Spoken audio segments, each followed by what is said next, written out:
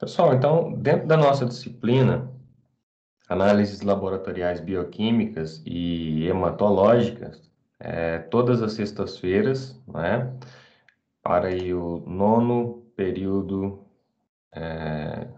de farmácia, né? Então, nono período de farmácia, todas as sextas-feiras, da 8 da manhã, certinho? Talvez o pessoal esteja encontrando alguma dificuldade de entrar agora, porque o semestre passado era 8h20, 8h30, mas o nosso horário, este semestre, alterou, certo? É das 8 da manhã até as 10h30, ok? Esse é o horário da nossa disciplina. Eu acredito que todos vocês também já receberam, né, dos coordenadores, esse horário, o perfil, né? Então, só acertando aqui e reafirmando, né, o horário da nossa disciplina, das 8 da manhã às 10h30.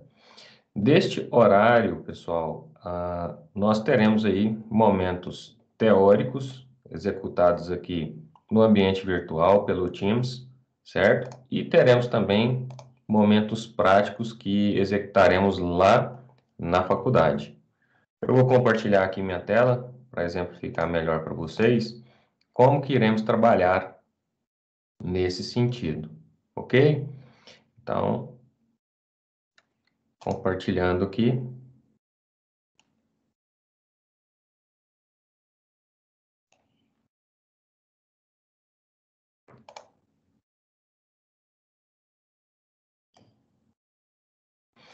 Olha aqui, então, dia 28, né, de agosto, que é a data de hoje, você consegue aí observar que é o nosso primeiro dia de aula, certo?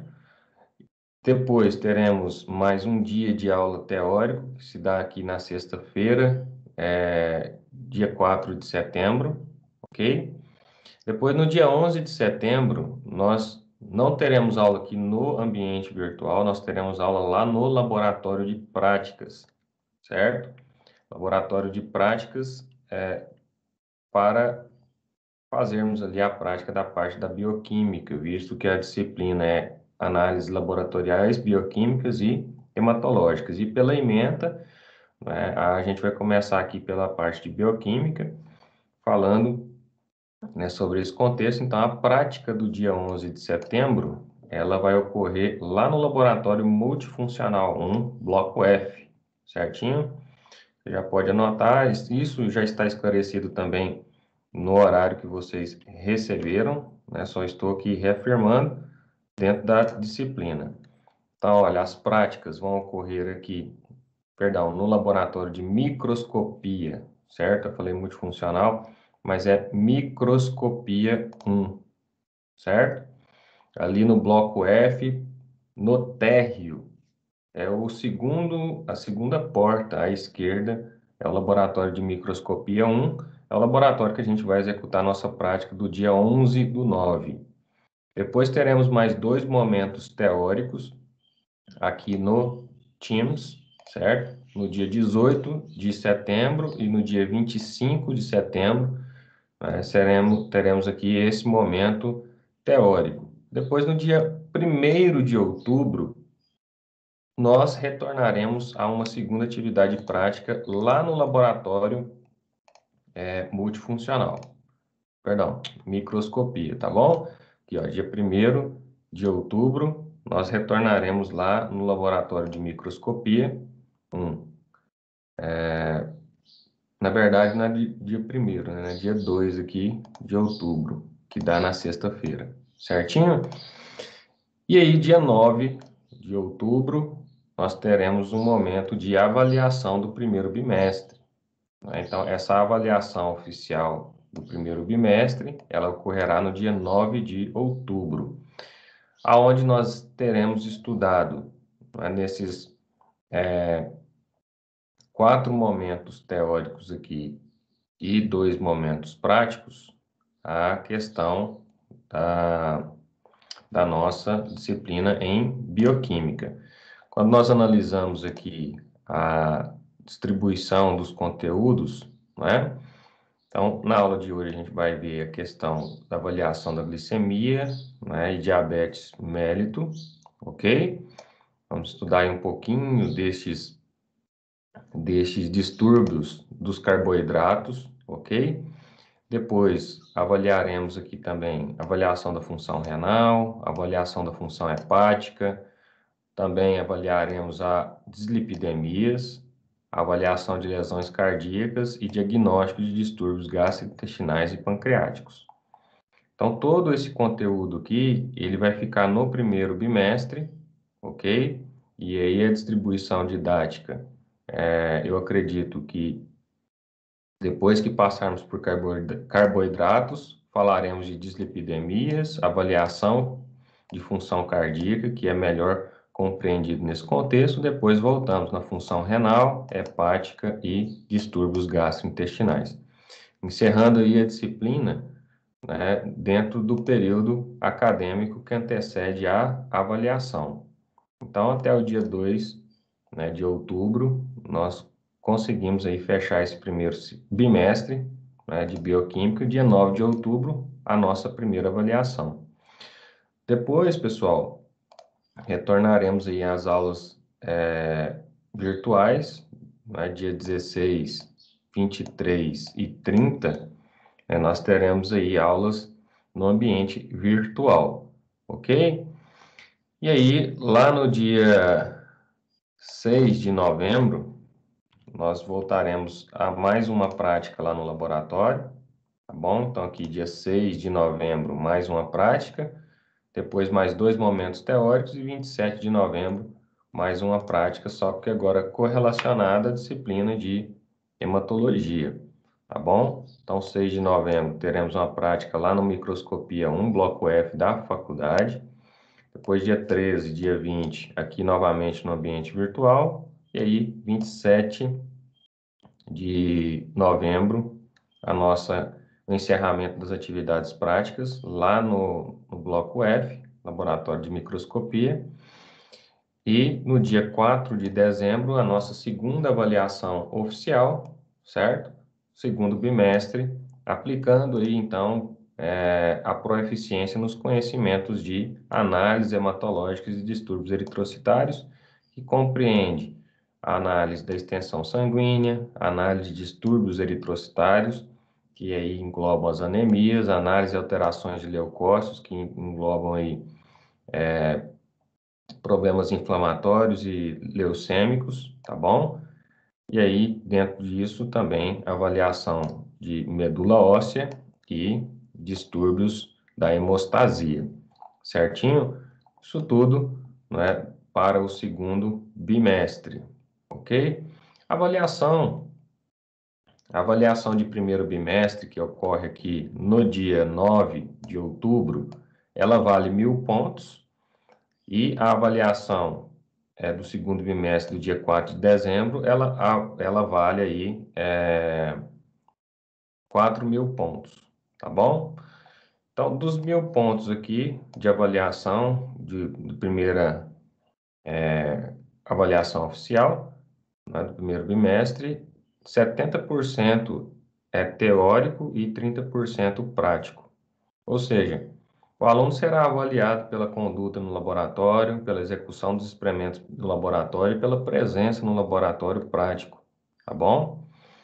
E da mesma forma, a avaliação teórica, ela vai conter questões teóricas e questões teórico-práticas relacionadas àquilo que nós aprendemos dentro do laboratório prático, tá bom? E aí, essa avaliação laboratorial, presença, participação, execução dos experimentos e depois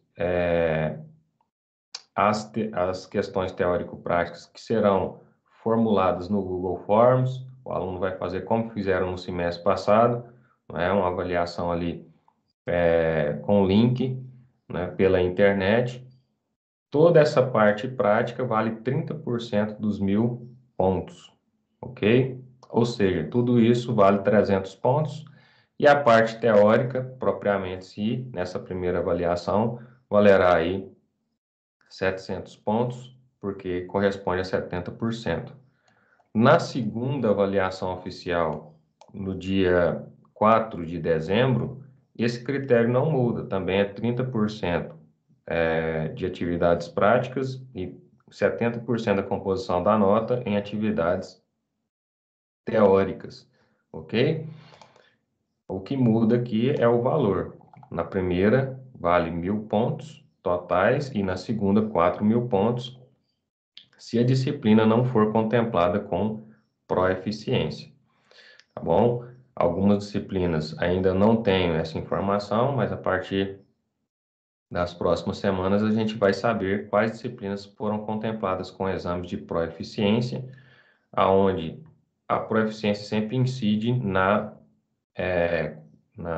composição da nota do segundo bimestre, certo? E aí, dentro dessa disciplina, vocês, se forem contemplados com proeficiência, aí os 4.000 pontos serão divididos em 2.000 pontos da avaliação de proeficiência e 2.000 pontos, né, particionados em 70% teóricos, 30% práticos da avaliação de conceitos dentro da disciplina. E aí complementa, né, tudo aquilo de avaliação, uma pontuação total de 5.000 pontos. 1.000 pontos da primeiro bimestre e 4.000 pontos do segundo bimestre. E aí, desses 5.000 pontos totais de avaliação, você tem que, no mínimo, retirar, conseguir, né, 2.500 pontos para a sua aprovação. O segundo critério é 75% de frequência em presença, tá bom? Dentro da instituição, seja aqui no ambiente virtual. E o que muda para esse semestre? Semestre passado, o professor, ele fazia, né, a frequência, né, embasado na presença dos alunos, ele lançava a frequência no sistema. Agora, a presença do aluno no ambiente virtual, e aqui dentro desse ambiente virtual conta a aula no Teams, ela conta a sua presença automática. Então, o próprio sistema, né, como o link ele já está vinculado ao ambiente virtual da instituição, quando você entra aqui na sala de aula, né, e permanece na sala de aula, tá bom? E já é computada a sua presença lá no ambiente. Então, quem não entrou aqui hoje, automaticamente não tem a sua presença computada, certo? Então, já não é mais nesse critério aí, como antigamente. Então, o que muda para esse semestre é justamente essa automatização, né, dentro do ambiente virtual, enquanto se durar, né, este processo em que nós estamos vivendo mundialmente. Ok?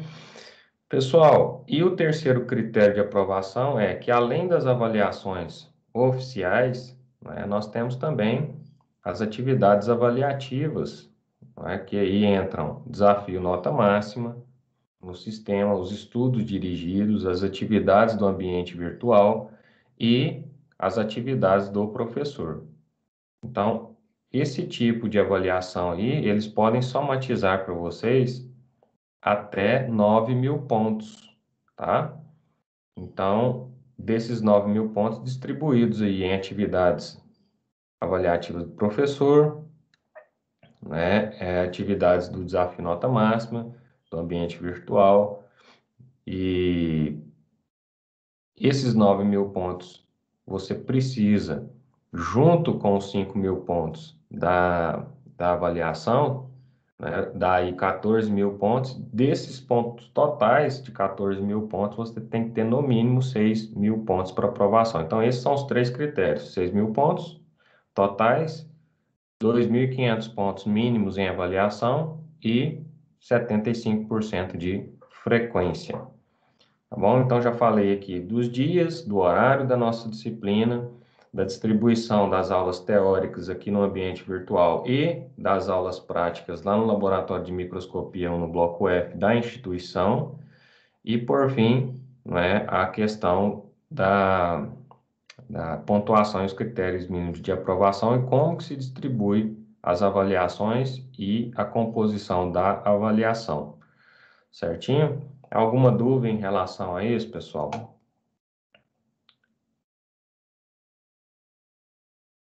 Se não tem, né, já apresentei aqui para você o nosso programa de ensino e avaliação e o conteúdo que vai ser ministrado, né, dentro dessa proposta, certo?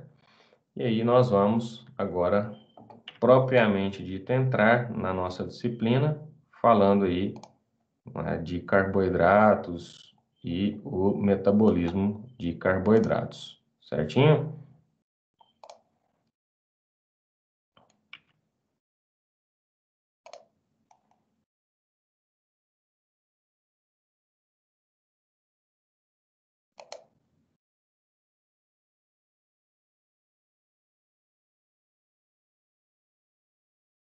Tá tudo ok, tá tudo certo, então vamos iniciar aqui.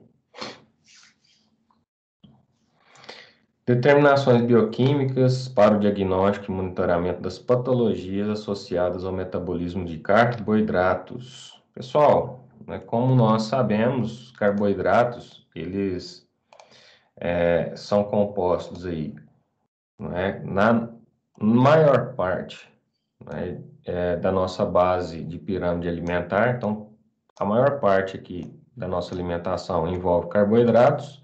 Depois nós temos aí uma porção média de proteínas e uma pequena porção de lipídios. Isso daqui é essencial para a nossa sobrevivência. Nós precisamos desses elementos, né? Os lipídios, eles fornecem para a gente os ácidos graxos livres, né?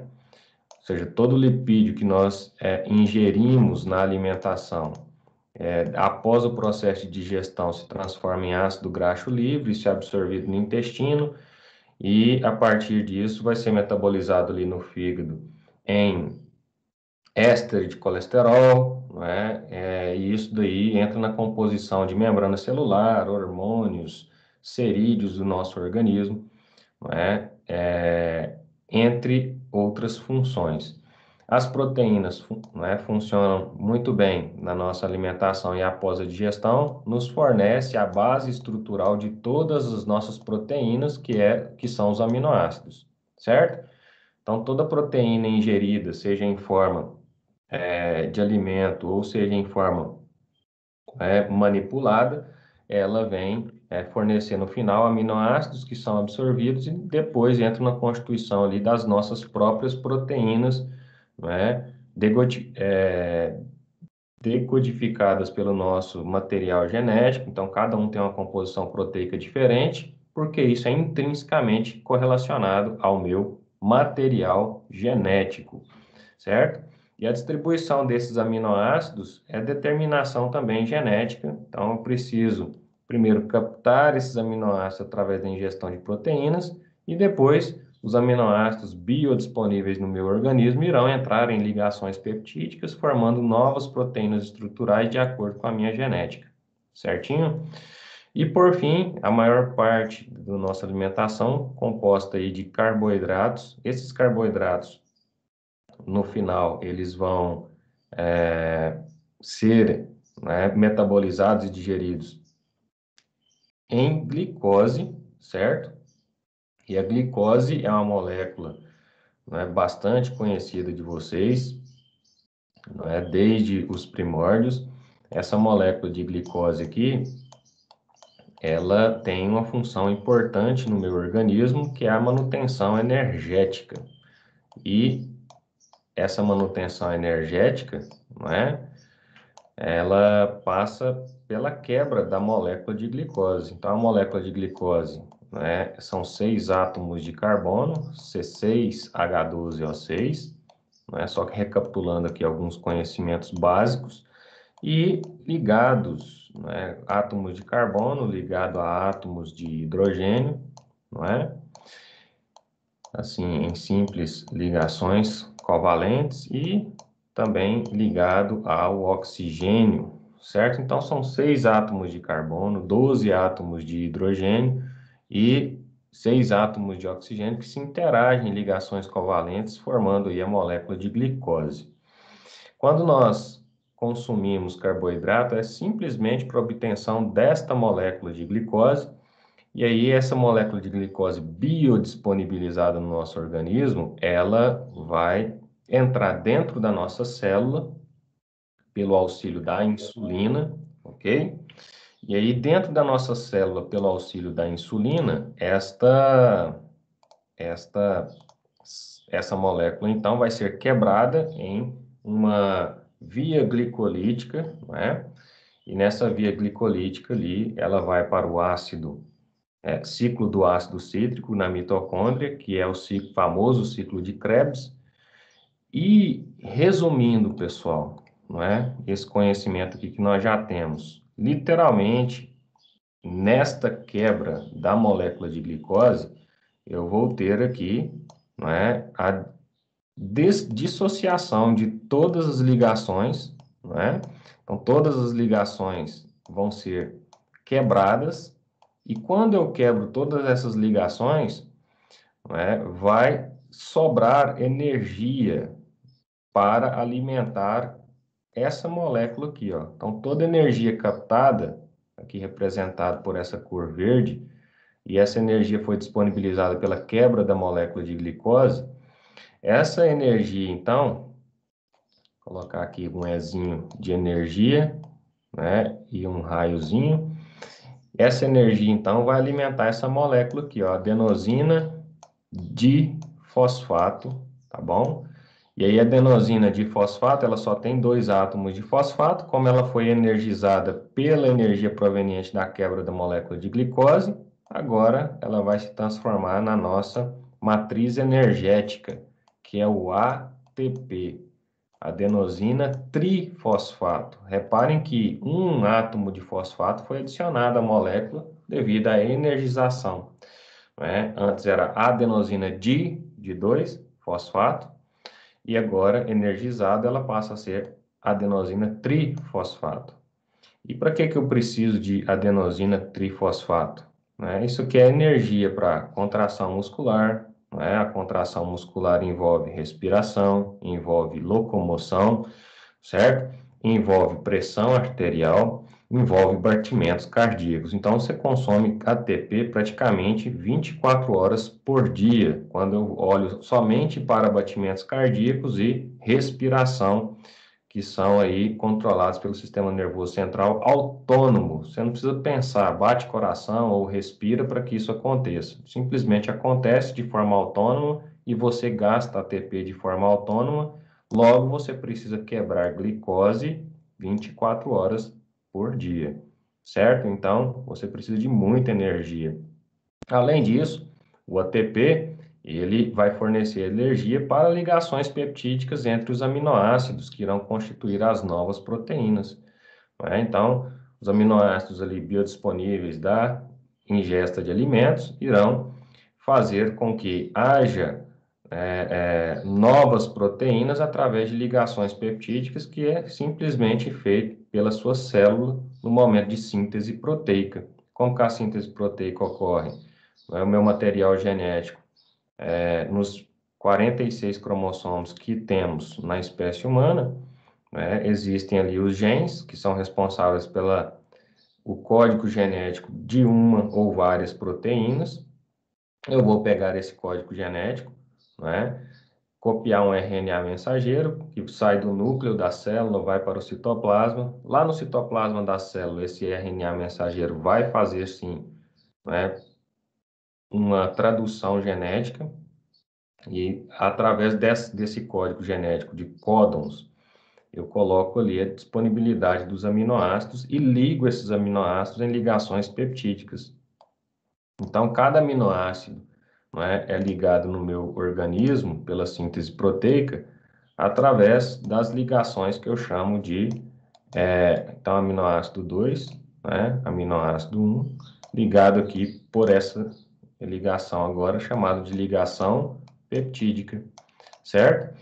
E quem forneceu energia para fazer essa ligação peptídica da síntese proteica, né? Cada proteína ali tem inúmeros aminoácidos, então eu preciso de inúmeros ATPs, certinho? E os lipídios, os ácidos graxos livres, né, que são provenientes ali da quebra de lipídios no processo digestório, eles são absorvidos no intestino, vão para o fígado. Lá no fígado, este ácido graxo livre vai ser, então, reorganizado em novas moléculas. Exemplo, éster de colesterol, eu ligo o ácido graxo livre, ó, transformo ele em éster, isso tudo envolve energia, certo? Vai formar também hormônios, né, que tem a parte lipídica e a parte proteica, então vou ter que ligar proteínas com lipídios, envolve gasto de energia, certo? E também formando ali moléculas de depósito, que nós chamamos de triacilglicerol, que se depositam no tecido adiposo, né? E aí é o excesso energético proveniente da alimentação, e isso tudo envolve gasto de energia. Então, você precisa de ATP 24 horas por dia para vários metabolismos, não só para a reorganização de moléculas ingeridas pela alimentação, mas também para a manutenção funcional metabólica do seu organismo, certo? Então, daí a importância da molécula de glicose e por que ela é a base da nossa cadeia ali alimentar energética, da nossa matriz energética diária. É o que nós mais consumimos, né? Então, as pessoas, né, consomem alimentos à base de farinha de trigo, né, farinha de arroz, farinha de batata, enfim. Isso tudo é proveniente de amido, tá bom? Amido de trigo, amido de milho, amido de mandioca, né? Amido de batata, certo? Todo amido aqui é um polímero, né, de glicose, ok? E aqui o amido que compõe os grãos, né, basicamente o arroz, é um amido diferenciado chamado de maltose, mas o que é maltose? Polímero de glicose também. Então, quando a gente observa massas em geral, não é? Alimentos à base de trigo em geral, castanhas, não é? E grãos, nós observamos aqui uma presença muito grande de glicose nesses alimentos, tá bom? Então, um prato de comida ali, arroz, feijão, sei lá, batata, né? Isso tudo tem amido, isso tudo tem glicose, certo? Então, sempre a maior parte da nossa alimentação é composto disso daqui, ok? E aí, erroneamente, né, as pessoas que têm quadro clínico diabético associam isso a não poder comer doce. Na verdade, elas não podem ingerir muito carboidrato. Então, carboidrato não só doce, porque doce é uma das propriedades ali dos carboidratos, né? É um açúcar chamado sacarose, que vem uma frutose ligado com a molécula de glicose, né? Então, está bem representado aqui, olha, né, neste slide. Então, tudo aquilo que passa pelo tubo digestório, né, em relação a carboidrato, que nós chamamos aqui de amido, é quebrado em oligosacarídeos, né, que são carboidratos menores. Esses carboidratos menores, né, nós temos aí a maltose, que aí precisa no final, para ser absorvido, no seu intestino só vai ser absorvido monossacarídeo, então tem que quebrar tudo. E aí eu vou usar a enzima maltase lá nos enterócitos, que são as células que compõem o meu intestino, para quebrar o polímero de maltose, né? Primeiro eu uso a amilase salivar e a amilase pancreática, depois se transforma num disacarídeo, ou seja, duas moléculas de glicose, disacarídeo, tá bom? E aí, uma outra enzima atua, a maltase, para pegar o disacarídeo glicose e transformar isso em duas moléculas de glicose. Além disso, eu tenho também a sacarose. A sacarose é uma molécula de glicose com uma molécula de frutose. E aí eu preciso da enzima sacarase para que isso seja quebrado em glicose e frutose e seja absorvido. E aqui está a questão, né? Maltose é um açúcar que não tem um sabor palatável doce, que a gente conhece, mas é um açúcar, tá bom? Sacarose, aí sim, é um açúcar palatável doce que nós conhecemos, certo? E está presente nas frutas. Por isso que a frutose está presente em toda a sacarose, certo? Frutose vem de frutas. Então, todas as frutas têm sacarose em maior ou menor grau, mesmo o limão, tá bom? E aí é uma questão de composição bioquímica chamada de frutose e glicose, formando a sacarose. E algumas outras, né? Iguarias, nós temos aí também o açúcar, que aí é sacarose pura, vindo da cana de açúcar, tá bom? E é justamente isso aqui que estraga o paladar do ser humano. Né? Você pensa que açúcar é só doce, e na verdade não é. E o açúcar do leite, que é a lactose. Reparem que o leite não tem só lactose, ele tem proteína do leite, ele tem. E essas proteínas do leite são importantes fontes de aminoácido, tem lipídios, tá bom? Que são importantes fontes de lipídios para o nosso organismo, e tem o açúcar do leite, que é a lactose. Reparem que o leite, ele é levemente adocicado, né? Quando a gente toma o café puro, né, muitas pessoas não conseguem fazer isso porque é muito amargo. Mas quando você mistura o café puro, sem adoçante nem nada, e coloca o leite, esse sabor amargo já é quebrado pela presença do açúcar do leite, que é a lactose. E aí precisa-se lá no organismo de uma enzima chamada de lactase, né, que quebra ali a lactose em glicose e galactose, certo? Então essa é a composição da lactose, que é uma molécula de glicose mais galactose. Qual que é a composição da sacarose? Glicose mais frutose. E qual que é a composição da maltose? Glicose com glicose. Entendendo esse metabolismo aqui, nós podemos, então, discutir alguns problemas fisiopatológicos no nosso organismo. Antes disso, não é? Todo alimento passa pela nossa boca, trituração mecânica e ação, né, da enzima amilase salivar. Então, aqui eu já tenho as glândulas salivares anexas. A amilase salivar já começa aqui, junto com a trituração mecânica do alimento, a digerir o quê? O amido, né, presente aí dos carboidratos, certo? Seja esse amido qual for. É porque quando fala amido, já vem na cabeça amido de milho. Não, amido é todo o polímero de carboidrato proveniente da natureza.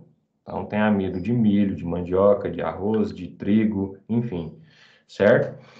Então, começa a digestão desses carboidratos na boca, pela choque mecânico e pela ação da enzima amilase. Deglutimos esse alimento. No estômago tem um choque mecânico peristáltico, ação do ácido clorídrico, não é? E a ação de enzimas tripsinas. Então, aqui o alimento também é pulverizado, né? Quando ele é mais pulverizado, ele aumenta a superfície de contato para a atuação das enzimas para quebra e digestão. E aí a tripsina começa a digerir as proteínas, certo? Quando eu entro nessa primeira porção, que é o duodeno, certo? Nessa primeira porção aqui eu tenho a digestão, basicamente, a finalização da minha digestão. Então, depois que eu saio aqui no estômago, eu tenho o duodeno, que é a primeira porção do intestino, que está ligado aqui, o ducto pancreático, tá bom? E nesse ducto pancreático também é ligado aqui o ducto da vesícula biliar, ok? E aí, pessoal, dentro dessa vesícula biliar existe um produto importante no nosso organismo, que é um emulsificante de gordura chamado de bile, certo? A bile, popularmente conhecida como fel, não é? A bile é, na verdade, bile, tá? Ela vem e coloca aqui, então, bile, certo? Ela vem, deposita nessa vesícula biliar. E da onde que é formada essa bile? As hemácias do seu organismo, que são hemolizadas, lembram lá da hematologia, ou de ciências morfofuncionais, sistema imunológico e hematológico, ou de fisiopatologia, né, do sistema hematológico. Em algum momento vocês viram aí que as hemácias ela tem 120 dias, né, de vida. Nesses 120 dias de vida aí, ela se rompe, né, e é capturada por um órgão que fica logo aqui do lado, chamado de baço, né? Então, quando nós olhamos aqui uma disposição, o baço fica bem aqui, ó, nessa região, tá? Então, o baço capta as hemácias hemolizadas no meu organismo, por isso que ele é um órgão esplênico, desmonta essas hemácias e isso vai virar um subproduto para o seu fígado trabalhar, né? Chamamos de bilirrubina.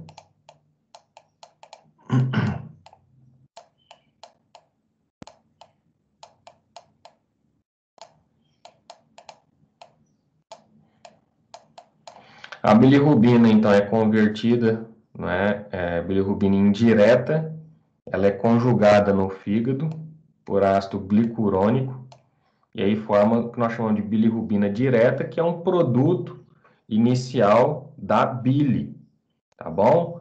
A bile, ela vem aqui e deposita na vesícula biliar, certo? E quando eu faço a ingesta de gordura, repare que a gordura não é digerida na boca, não tem enzima que faça isso, não é digerida no estômago, mas quando chega aqui no duodeno, como tem aqui o pâncreas é uma glândula exócrina e endócrina ao mesmo tempo. Exócrina porque ele produz lipase pancreática, tá bom? Então essa enzima chamada de lipase, ela caminha aqui pelo ducto pancreático e é eliminado, né, no duodeno, excretado aqui no duodeno. E a lipase é uma enzima que vai degradar lipídios na presença de água. Água mistura com lipídio? Não. Né? Lipídios são moléculas apolares. Água é uma molécula polar. O que acontece então? Aí nesse momento entra em atuação a bile, né? É descarregada a bile aqui no duodeno, a bile emulsifica a gordura, tá bom? Então a bile aqui emulsifica a gordura e a água pode misturar com a gordura. E aí a enzima lipase atua em cima dessa emulsificação, hidrolisando a gordura e quebrando isso em ácido graxo livre. Aí o ácido graxo livre pode sim ser absorvido ali no seu enterócito, tranquilamente. Certinho? Então, olha aqui numa outra visão, essa parte do duodeno eu vou receber aqui o material proveniente do estômago, já bem líquido, certo?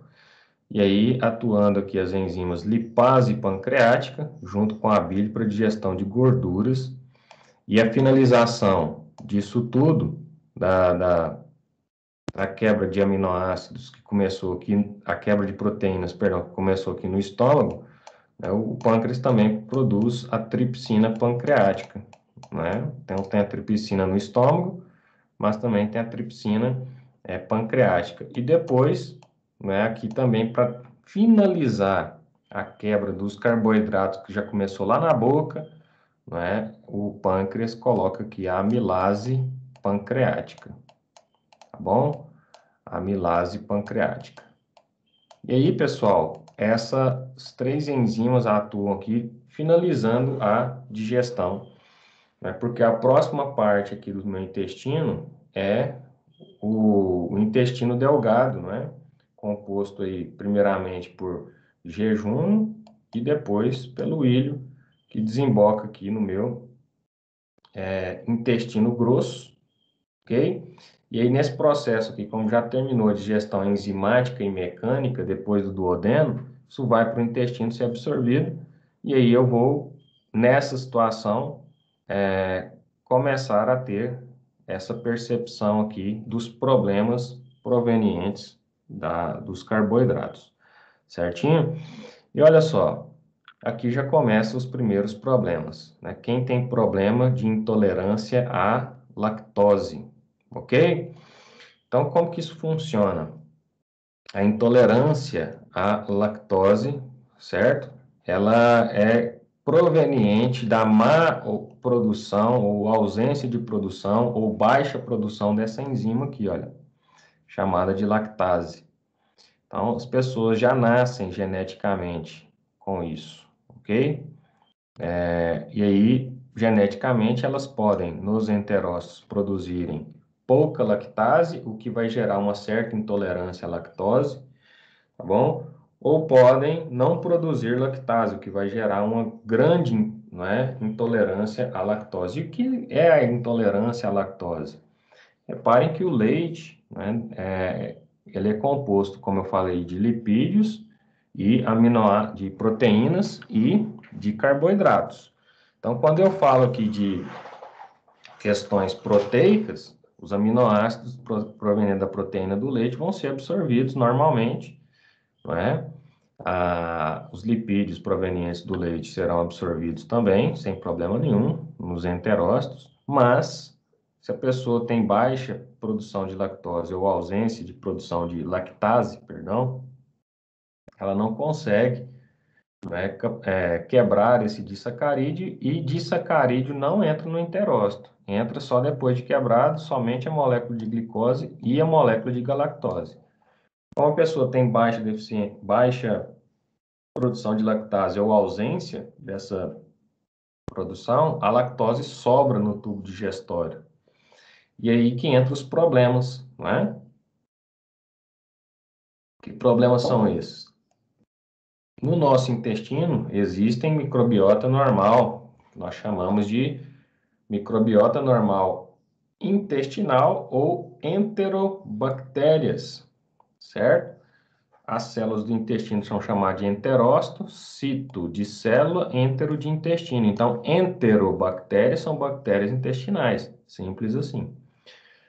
Dessas enterobactérias, existem as bactérias probióticas, que são aquelas bactérias boas, ou seja, promotoras da biota intestinal, que estão ali para regular o seu intestino. Essas bactérias são importantes na conversão da vitamina B12, na produção de vitamina e ativação da vitamina D, tá bom? Entre outras milhares de funções que essas probióticas funcionam, regulando seu intestino.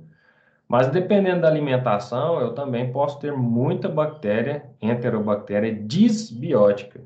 Ao contrário das probióticas, que são promotoras da funcionalidade normal do intestino, as disbióticas são disfuncionais do meu intestino.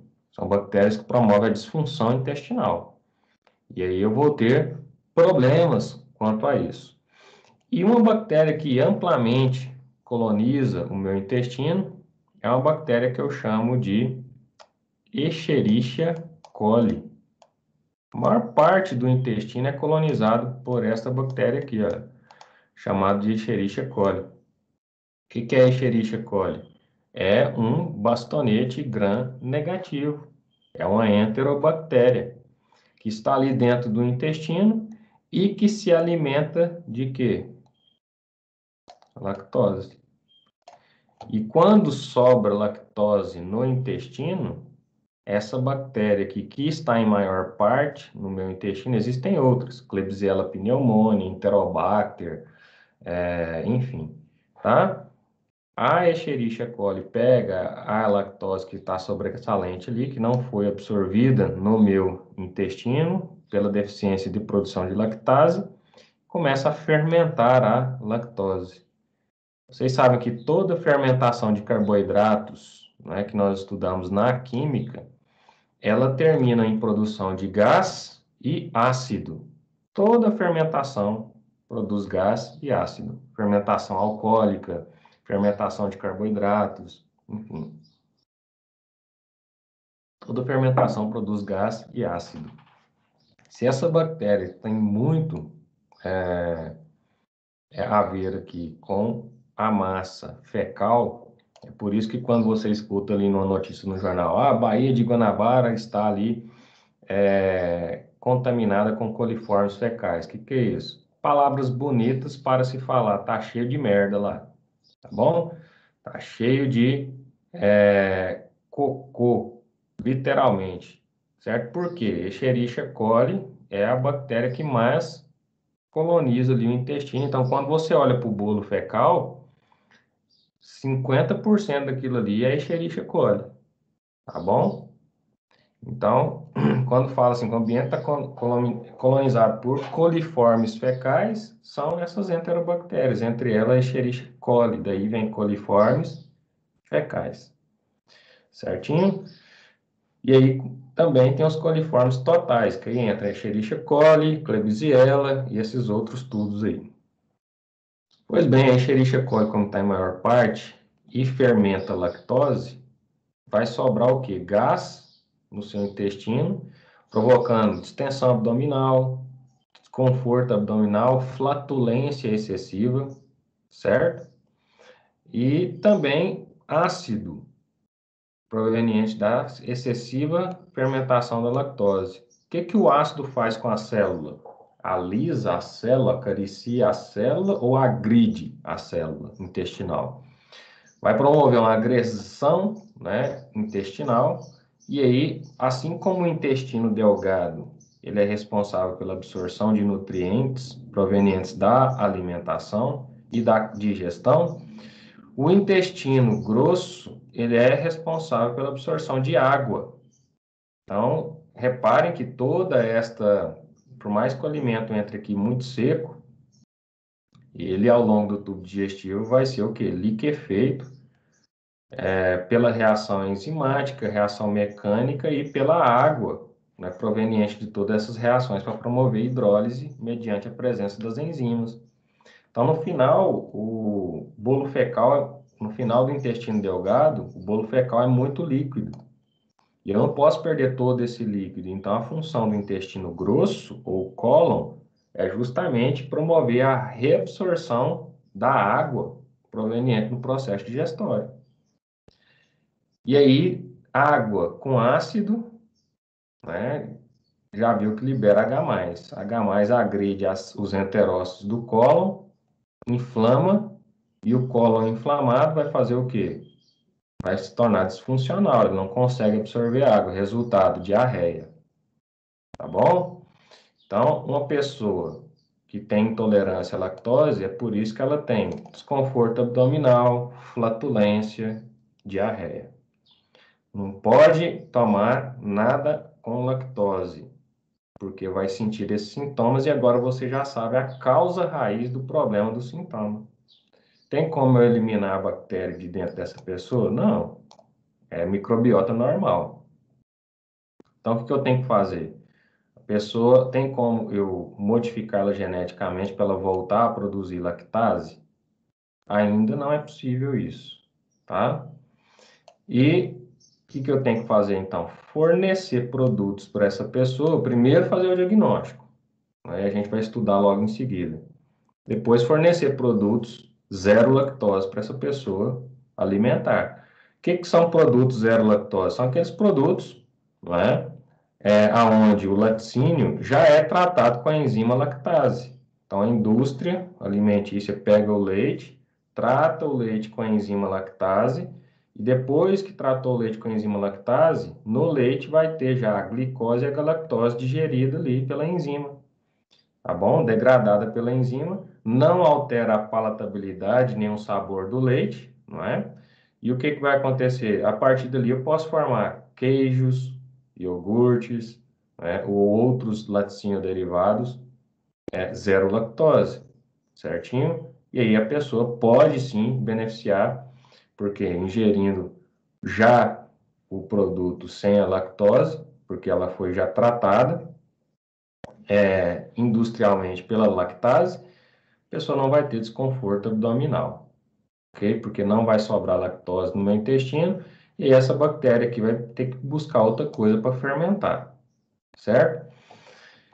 E aí, pessoal, é tão evidente essa fermentação da lactose pela Escherichia coli que lá na microbiologia vocês já devem ter observado, né, um pouquinho sobre isso também, quando você estudou o agar McConkey, né, que é o agar que seleciona bactérias gram-negativas, né, e nesse agar McConkey, um dos critérios de diferenciação dele ali é que quando a bactéria crescia assim, olha, tá bom? Rosinha, olha lá, a bactéria cresce rosinha no agar McConkey, são bactérias que são lactose positiva. E olha aqui, quem que é? O Escherichia coli. Ou pode crescer assim, olha, somente a colônia cresceu rosa, né? O meio, né, ficou ali fermentado por outras coisas, mas cresceu rosa é lactose positiva. E no intestino também tem as bactérias que são lactose negativas, ou seja, não beneficiam desse carboidrato, tá bom? E aí, nessa situação, né, eu forneço produtos zero lactose para o paciente. Nessa situação aqui, pessoal, como que eu descubro que o paciente tem ou não tem intolerância à lactose, não é? Eu posso fazer o teste genético, certo? Como que é feito esse teste genético? Colhe o sangue do paciente e analisa-se geneticamente se ele tem ou se ele não tem, né, o gene responsável pela produção da lactase. Porque lactase é uma enzima, se é uma enzima, é uma proteína. Se é uma proteína, isso veio de um RNA mensageiro. Se veio de um RNA mensageiro, veio de um gene. E aí, com o avanço da biologia molecular, nós mapeamos esse gene. Então, você consegue, né, hoje já fazer o mapeamento genético de uma pessoa que tem esse gene funcional ou de pessoas que não têm esse gene funcional. Então, você pode fazer isso. É um pouco mais caro, mas você pode fazer isso geneticamente falando. Descobrir se você tem deficiência da produção de lactase, aí você vai ser um intolerante à lactose ou não, certo? Que benefício tem fazer um exame mais caro se existe um mais barato, que a gente vai argumentar logo em seguida. É principalmente em criança. Quanto mais cedo eu descobrir essa intolerância, melhor vai ser a qualidade de vida da pessoa, no seguinte sentido.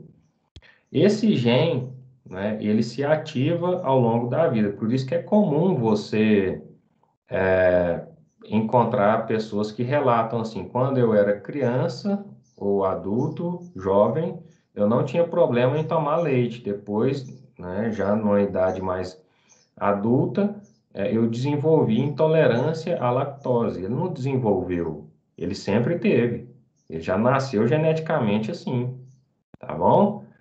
É porque ele não sabia e aí, pela constante exposição à lactose, uma hora, né, o gene ele manifestou e ali você vai ter, aí sim, uma uma alta concentração de lactose no intestino com manifestação de sintomas mais evidentes, certo?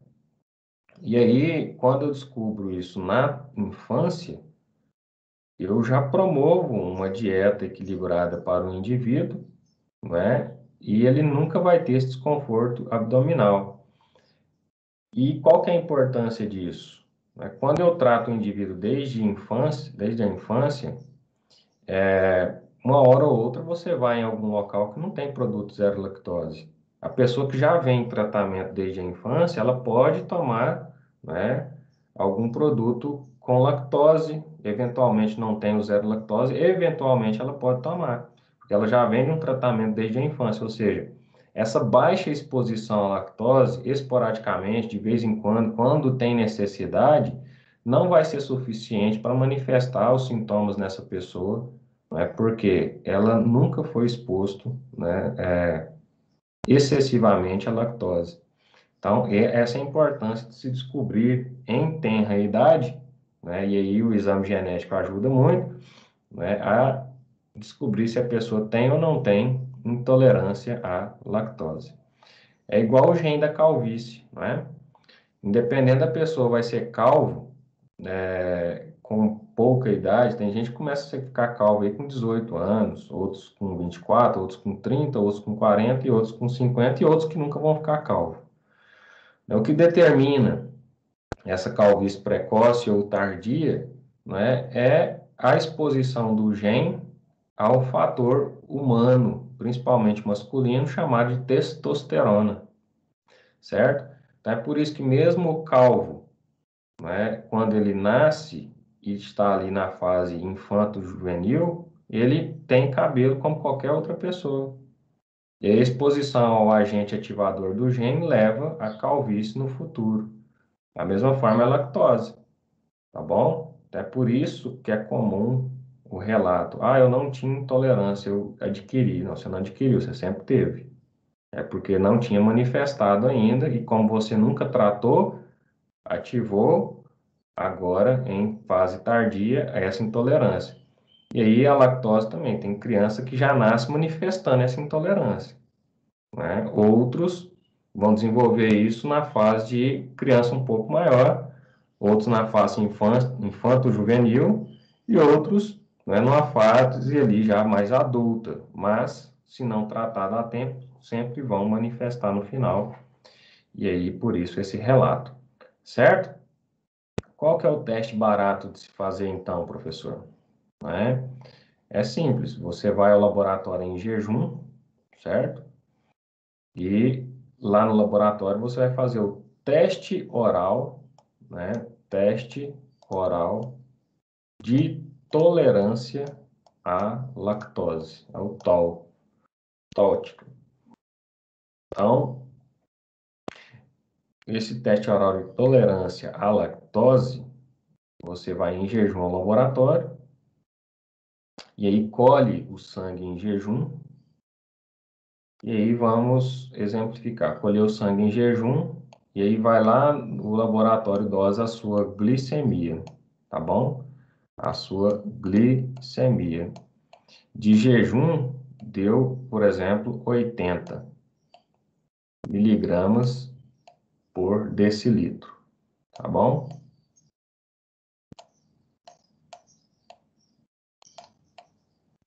Certinho? E aí, depois que eu colhi o sangue, o laboratório vai dar para você uma solução concentrada de lactose, chamada ali de lactol, glucol, né? Olha lá.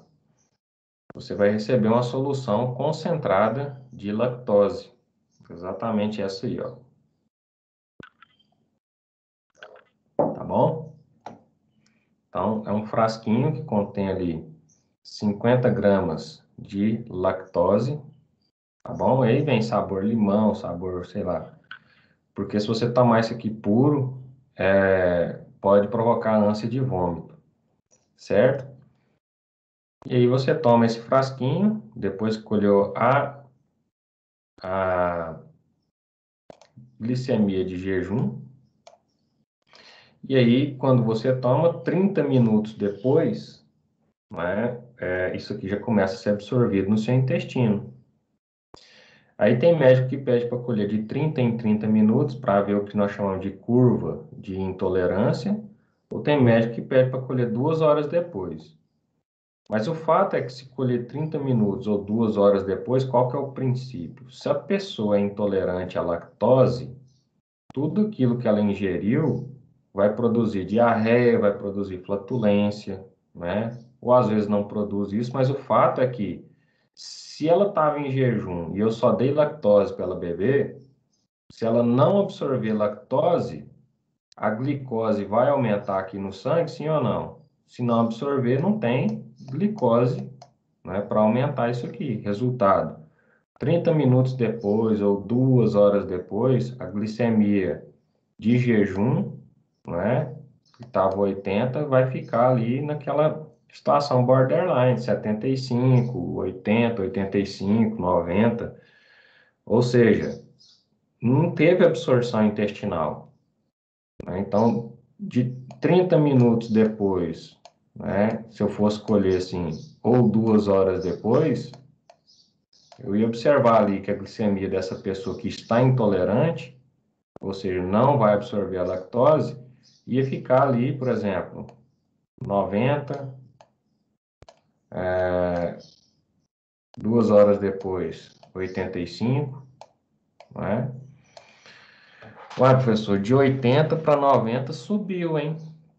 Isso aqui é reserva energética sua, né? Você tem ali, você consome glicose, olha lá, consome a glicose, a glicose absorvida, né, vai estimular o pâncreas a produzir insulina. A insulina, né, pega a célula, olha aqui, insulina chega lá na célula, encosta no receptor de insulina, né, o receptor de insulina ativa AMP cíclico, as fosfoquinases e ativa aqui o canal, né, transportador de glicose, ele se abre, a glicose entra dentro da célula. Glicose dentro da célula é quebrada, né, entra ali no ciclo de ácido cítrico ou ciclo de Krebs como piruvato, e aí transforma em ATP.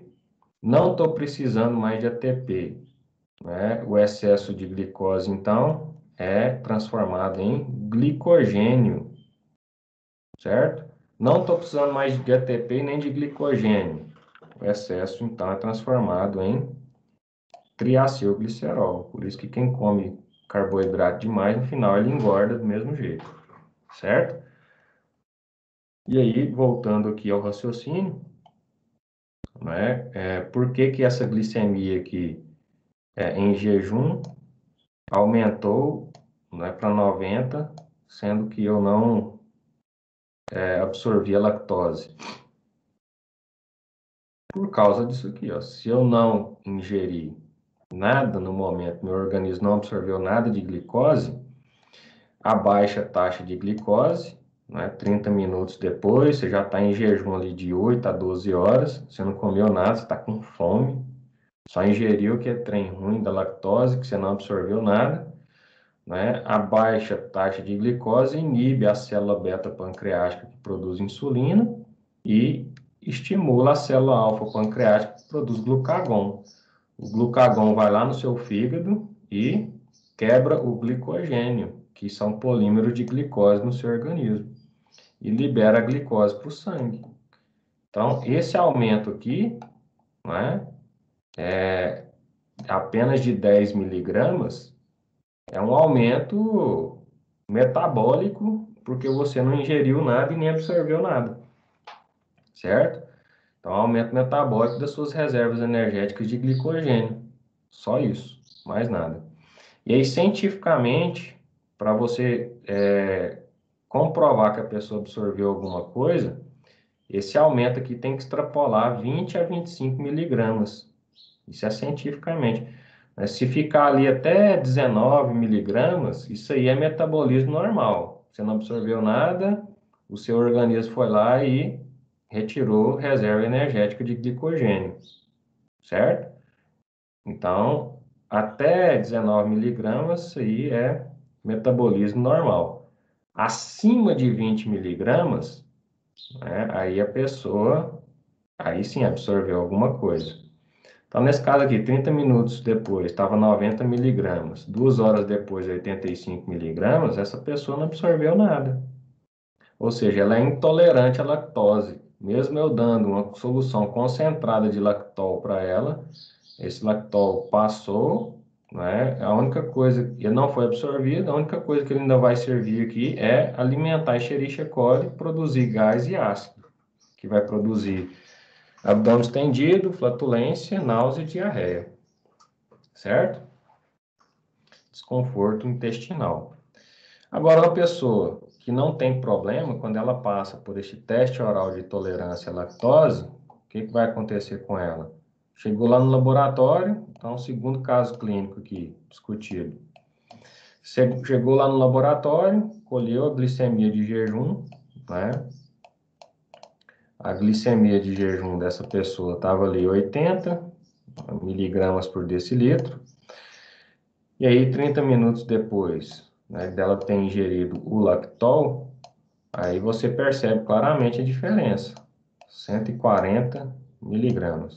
Opa, de 80 foi para 140, né? Então, ou de 80 foi para 110, já aumentou ali 30 a 60 miligramas por decilitro, ou seja, está acima de 20, então isso é absorção intestinal, certo?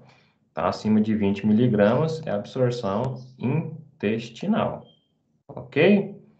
E aí, 2 horas depois, esse negócio aqui ainda vai estar lá assim, 90, né? Ou 100, enfim. Mas o que se fala na literatura é que, independente do horário que você colhe, de 30 minutos, 60 minutos ou 120 minutos, não é? Pelo menos um dos pontos da curva tem que dar acima de 20 miligramas de diferença da glicemia de jejum, para que se comprove uma efetiva absorção. E aí, com esse teste oral de tolerância à lactose, é um teste mais barato do que o teste genético, eu posso detectar aí facilmente se a pessoa tem ou não tem essa intolerância à lactose. Certinho? É bem mais em conta, bem mais barato de se fazer este outro teste do que o teste genético.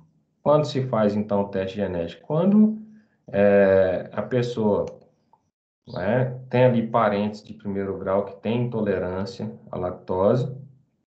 Por exemplo, os pais são, a pessoa não tem sintoma ainda, e mesmo sem sintomas, ficou uma curva muito assim, não sugestiva, aí sim, faz o teste genético, vai lá e resolve a situação para ver se não tem esse gene, certinho? E para criança, né, recém-nascido, você já quer descobrir isso, você não vai dar uma solução de lactol com a criança, você vai dar uma overdose nessa criança e matar ela, certo? Aí sim, essa solução você tem que fazer 1,75 gramas por quilo. Então, se a criança é pequenininha ali, até 29 quilos, ela não pode tomar 50, gramas de lactol. Até 29 quilos. Se ela tiver 29 quilos, aí tudo bem. Ela suporta, por esse critério, 1,75 gramas de lactose por quilo, né, de peso da pessoa. Aí sim, no 50, o mínimo que a pessoa tem que ter é de 29 a 30 quilos, certo? Menor do que 29 a 30 quilos, eu tenho que calcular o peso e dividir por 1,75 para ver quantas gramas que eu vou administrar. Aí eu faço a solução no próprio laboratório, que também você pode comprar essa solução em pó, certinho? Olha aqui, ó, lactol em pó, e aí você fabrica isso para criança.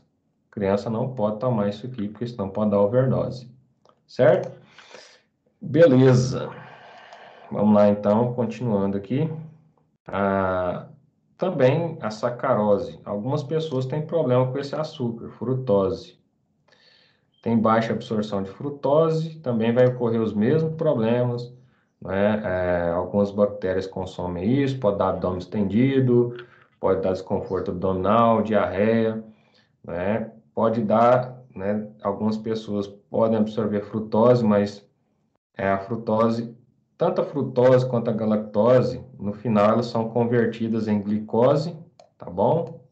Meu organismo, independente de absorver galactose ou absorver frutose, ele converte tanto a galactose em glicose, porque o final que eu preciso é só glicose para fazer a matriz energética.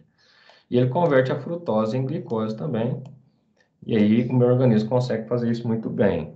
Mas algumas pessoas não conseguem converter frutose, né? Além de não conseguirem absorver frutose, também tem aquela pessoa que não consegue converter frutose em glicose. E aí a frutose natural da alimentação, quando ela chega no fígado, ela pode causar cirrose, pode causar diversos problemas, relacionados a esse metabolismo.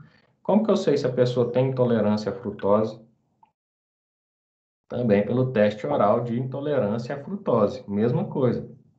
Só porque ao invés de dar lactol para a pessoa, eu vou dar frutose pura, né? Frutose pura, simples assim. Se não aumentar, porque a frutose pura, quando ela é absorvida aqui no enterócito, O enterose converte ela em glicose e aí sim a pessoa consegue aumentar a taxa de glicemia. O mesmo raciocínio, aumentou a glicemia acima de 20 miligramas, não é, em uma das dosagens da curva de intolerância à frutose, é sinal que a pessoa absorveu. Se não aumentou, é sinal que ela tem baixa absorção por alguma intolerância. Mas isso não significa que ela tem problema de converter glicose, a frutose em glicose, porque a pessoa que tem essa dificuldade, ela libera muito nitrogênio, e isso para a pessoa não pode, né? Aí faz um outro teste de espirometria, né, de gás nitrogênio, e aí constata que a pessoa realmente tem problema de conversão de frutose, e é uma pessoa que tem que viver zero frutose. Quando eu falo disso, ela não pode consumir sacarose de nenhuma fonte, tá bom? Frutas, zero. Açúcar, zero, certo? E aí, alguns derivados, por exemplo, quando você vai fazer pão, você usa açúcar para fermentar a levedura do fermento do pão. Tá? Essa pessoa tem que comer, né, pães especiais, ela tem que ingerir alimentos zero açúcar, zero mesmo, certo? E o único adoçante que essa pessoa pode usar são adoçantes, né, do tipo stevia, que é um outro tipo de açúcar natural, doce, tá bom? Mas que não tem frutose na sua composição.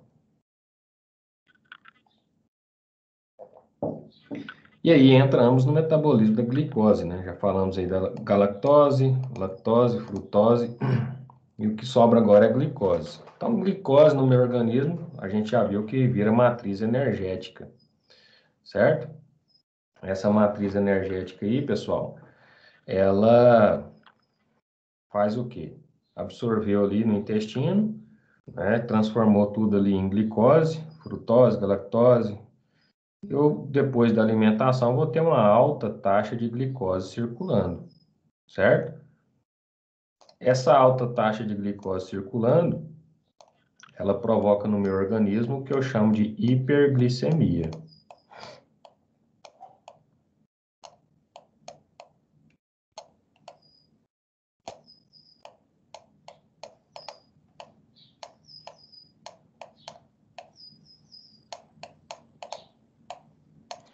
Hiperglicemia.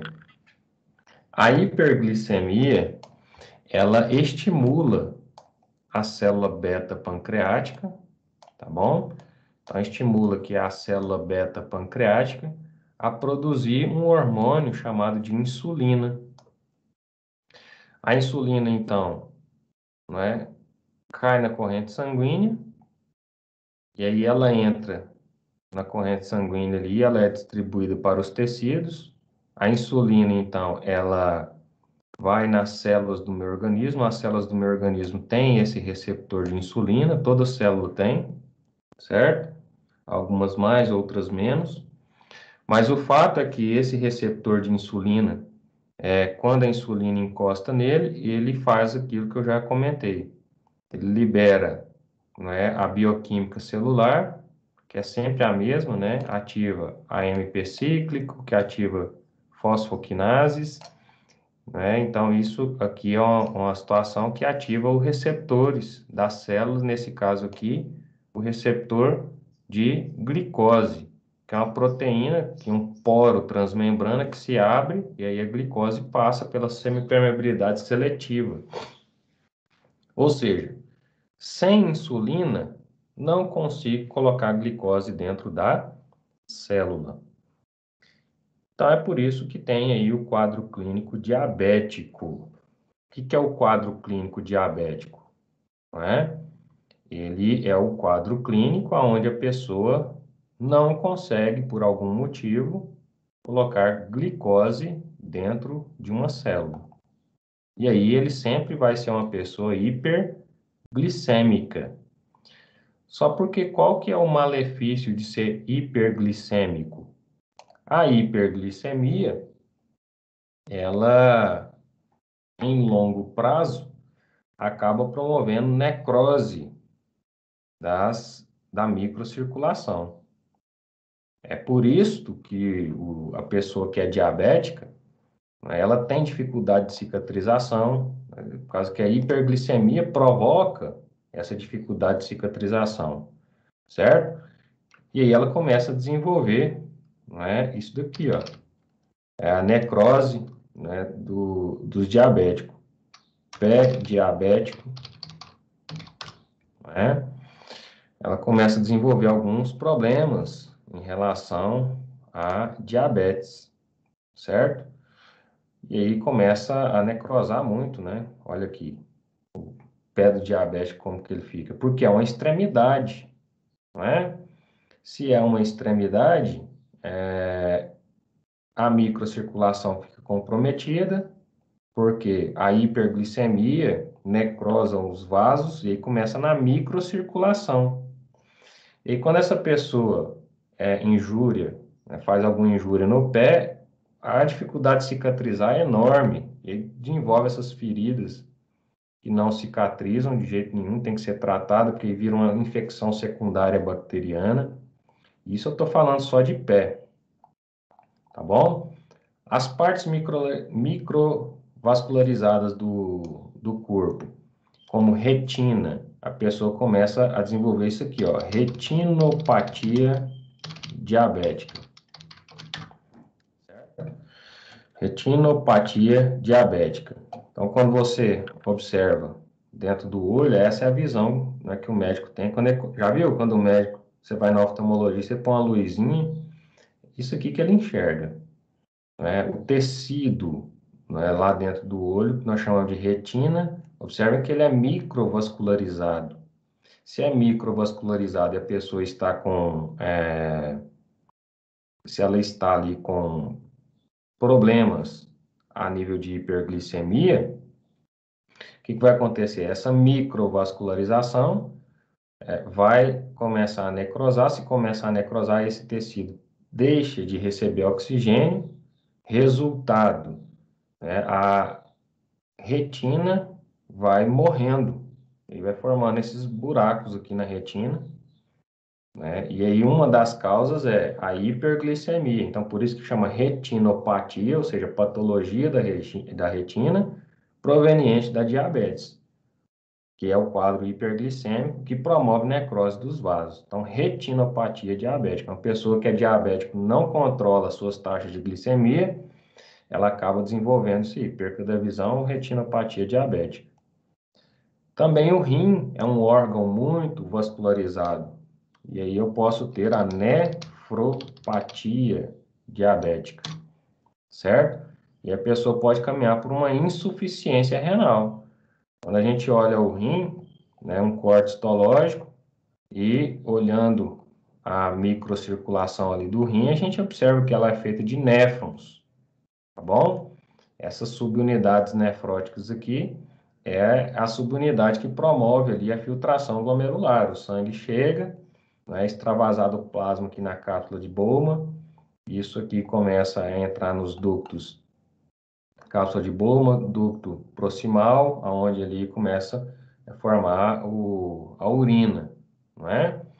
E aí a pessoa que tem nefropatia diabética começa a necrosar essa microcirculação, os néfrons começam a morrer e por causa disso a pessoa pode desenvolver uma insuficiência renal. Então, o problema da hiperglicemia na pessoa é isso. Mas se ela continua hiperglicêmica, né, e não coloca essa glicemia dentro da célula, essa hiperglicemia acaba gerando necroses importantes na microcirculação e a pessoa começa a desenvolver esses problemas de cicatrização, problemas de comprometimento de locais microvascularizados, como retina, rim, não é? E aí, nessa situação, a pessoa começa a ter problemas evidentes, né, fisiológicos secundários à hiperglicemia, ok? E aí, dentro desse mesmo raciocínio, o que deve ser feito, né, com esse paciente hiperglicêmico? Eu tenho que controlar a taxa de glicose dele.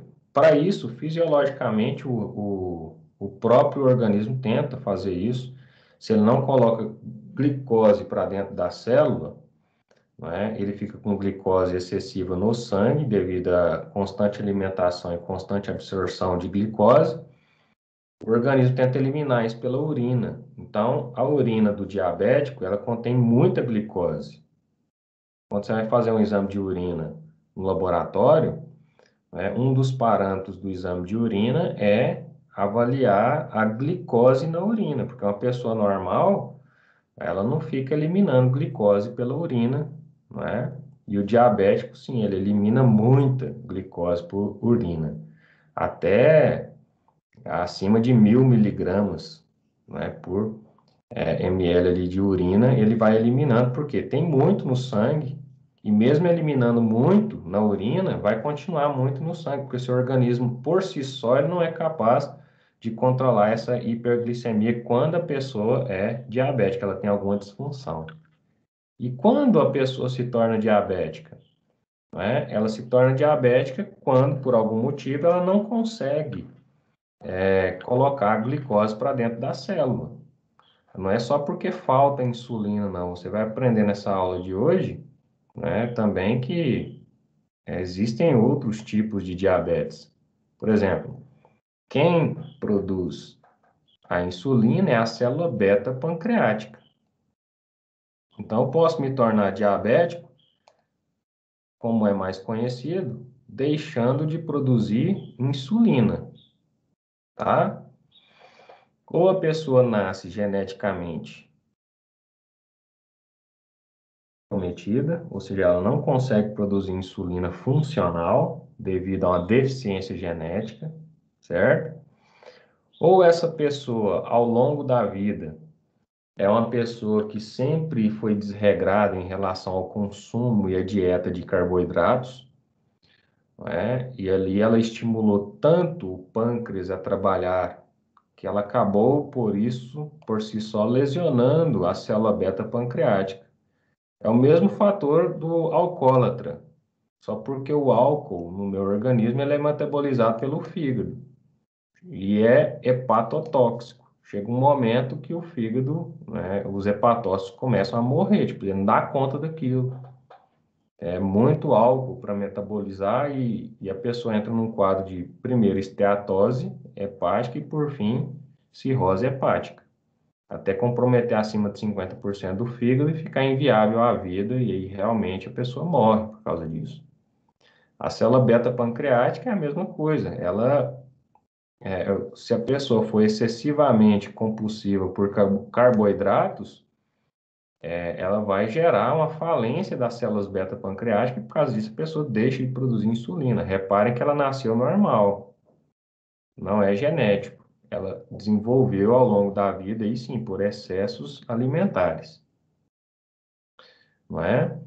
E esses excessos alimentares é facilmente observado. A gente já consome carboidrato o dia inteiro mantendo uma dieta normal. Aí a pessoa, não é? Ela simplesmente come uma rapadura por dia. A pessoa nunca fez isso, nunca vi ninguém que faz isso. Ah, não viu não? Você bebe refrigerante? Refrigerante é o quê, gente? Solução hipertônica de açúcar. Tá? Se você pegar um refrigerante, colocar em baixa fervura, o que é baixa fervura? Você não vai eliminar ali a água drasticamente. Baixa fervura, que ali vai evaporando, o que vai sobrar ali é um melado, açúcar puro. Pegar ali uma garrafa de refrigerante, metade daquilo ali é melado, solução hipertônica de açúcar. A ponto que tem estudos que comprovam que para cada copo de refrigerante que você bebe, você tem que beber 52 copos de água para neutralizar o efeito deletério do refrigerante. Que efeito deletério é esse? Primeiro, a alta concentração de açúcar vai promover uma alta taxa de hiperglicemia no seu sangue, né? E o fator desidratante, né? Se eu estou te dando a solução hipertônica, eu não estou te hidratando, eu estou, pelo contrário, desidratando. E aí tem mãe que fala assim, ah, no dia de calor dá muito refrigerante para o seu filho. Dia de calor dá muita água para o seu filho. Refrigerante desidrata, é o contrário. Refrigerante te mata, como se diz assim, sem você perceber. Essa é que é a verdade, certo? E aí você pode consumir de vez em quando, né? E se quiser realmente parar de beber refrigerante, a única coisa que o seu organismo anseia é para aquela sensação gelada, né? Bebe água gelada. Não é a mesma coisa, professor. Aí é porque o seu organismo anseia pelo ácido carbônico do refrigerante. Começa a colocar água com gás na geladeira. E você toma, dá aquele mesmo efeito do refrigerante. Aí sim, você consegue largar de tomar refrigerante. E se contudo você precisar de um sabor, pega suco de uva concentrado, aqueles que vendem em garrafa, pega um que você gosta. Aí mistura água com gás com aquilo ali que você consegue tomar uma coisa mais saudável, né? Mas não, o ideal é água, certo? Você consegue desmamar ao longo do tempo dessa alta taxa de açúcar, porque açúcar de manhã no café, tem gente que é formiga, né? Aí fala que não come uma rapadura por dia. É açúcar no café, não é? Fora os carboidratos, né, do café da manhã. E ali depois é um chocolatezinho, é uma balinha, né, é um doce, almoço. Aí depois tem uma sobremesazinha, né, com docinho, um sorvetinho. Tudo isso é carboidrato, gente. Refrigerante, tá bom? E aí a pessoa não entende porque que ao final ali de 50, 60 anos ela vai se tornando diabética ou intolerante à glicose. Ela simplesmente não entende isso. Simples, está explicado por quê. Certinho? E aí dentro desse contexto aqui, a questão, a, ela para de produzir insulina ou começa a produzir baixa insulina. E nesse momento que a pessoa vai ao médico, o médico solicita ali o glifage ou qualquer outro quelante de glicose. E a pessoa começa a ingerir aquilo, ou seja, ela não é insulinodependente total. Ela só está tomando alguma coisa para auxiliar o pâncreas nesse processo, né? E uma dieta regrada. Não adianta nada comer o doce a vida inteira, agora vai finalizar a vida com a dieta regrada, né? Então, é melhor ser moderado para comer tudo o tempo todo, quando quiser, mas de forma moderada, tá bom? E aí, a insulina vai sendo produzida em baixa escala, porque a sua célula pancreática, a maioria delas já estão mortas, não consegue mais. Certinho, pessoal? Além da célula beta pancreática, né, ser geneticamente alterada por genética, a pessoa nasceu assim, ou por insuficiência ao longo da vida devido ao excesso do consumo de carboidratos, essa célula beta pancreática, ela também pode ser afetada por autoimunidade, isso mesmo. Você fabrica autoanticorpos, pode fabricar autoanticorpos que atacam a célula beta pancreática. É justamente esse anticorpo aqui, ó, anti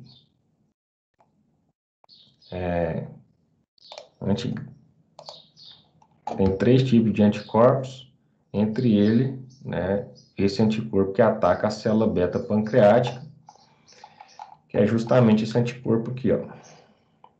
Anticorpo anti-ilhota, tá bom? E anticorpo anti-GAD. São os 2 tipos de anticorpos que atacam a célula beta pancreática e acabam fazendo com que a pessoa pare de produzir insulina, desenvolvendo assim diabético mellitus autoimunológico.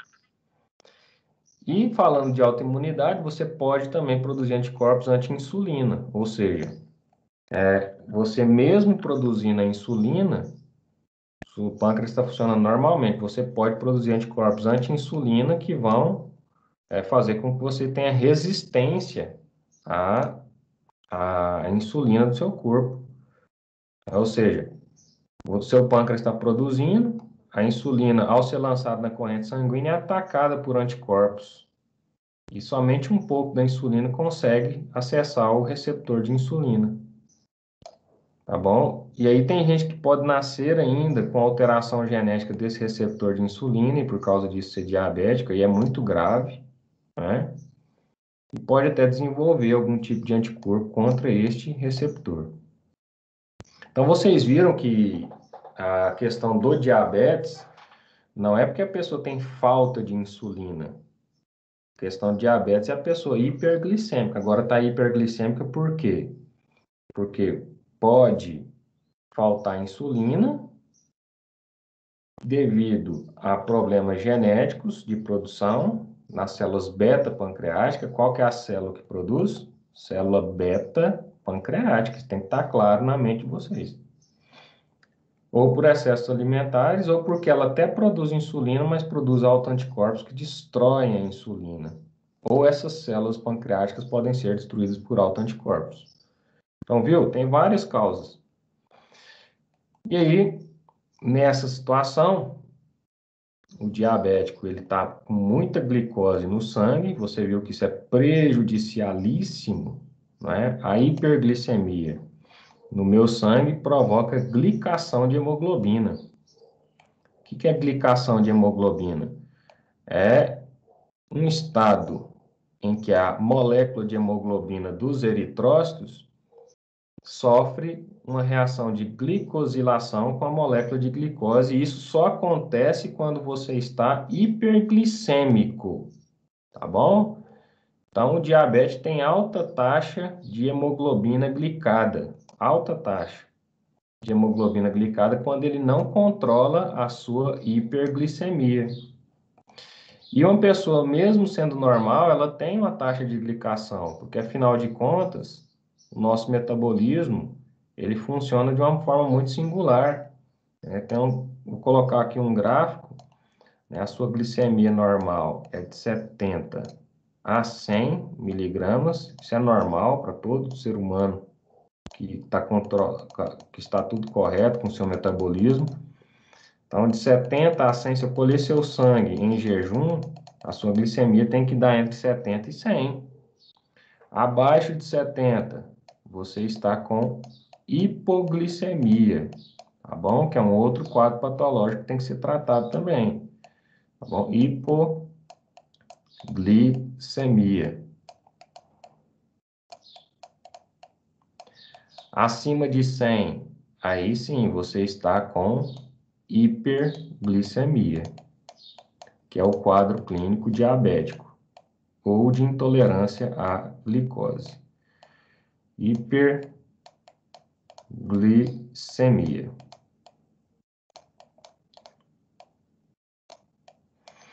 E aí, olha só, pessoal, uma pessoa normal, né, como que o organismo dela vai se comportar?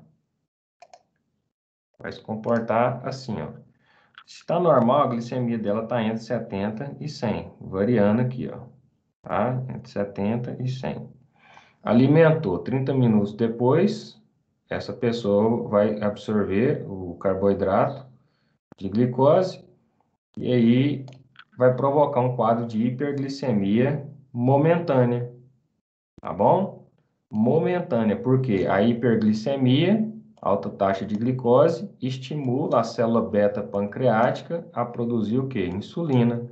Logo a pessoa produz insulina, a hiperglicemia da pessoa é controlada e ela volta a valores basais, tá bom? Simples assim. Isso é uma pessoa normal.